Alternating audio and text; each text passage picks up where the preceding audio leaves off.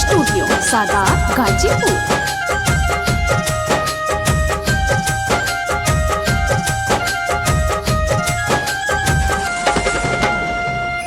अखिया के आंसू कहत बाटे जान हो कवनो बात नु बाटे।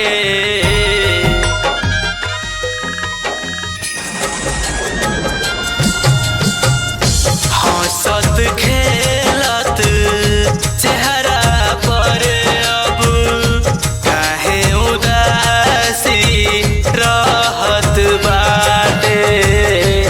जान हमसे छुपावना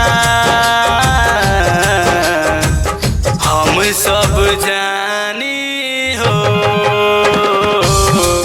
लागल बा सगाई त खुश रहे रानी हो। लागल बा सगाई त खुश रहे रानी हो।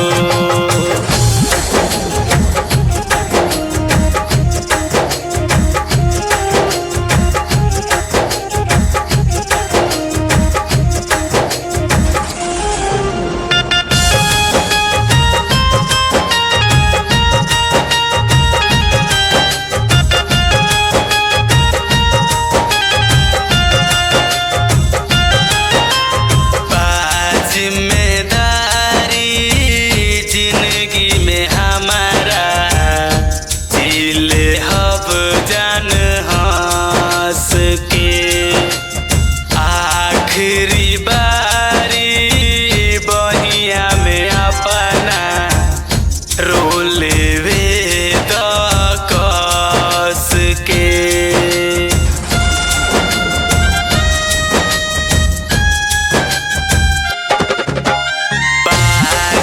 जिम्मेदारी जिंदगी में हमारा जिले हब जान हंस के।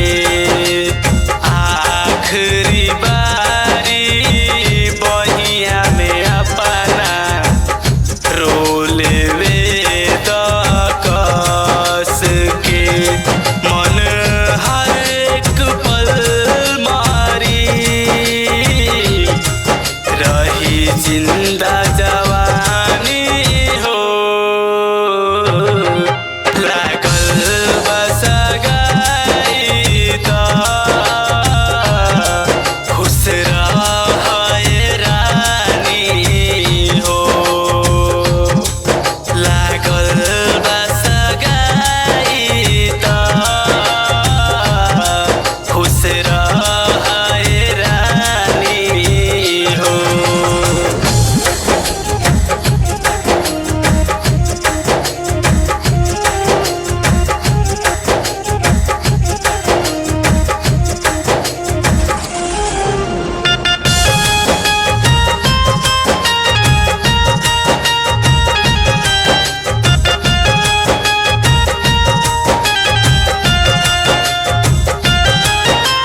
प्यार तू हाउ पहिला गोरी अजय आशीष राय के। इश्क न होई अब तो दोबारा चल जइबू तू सिखाए के।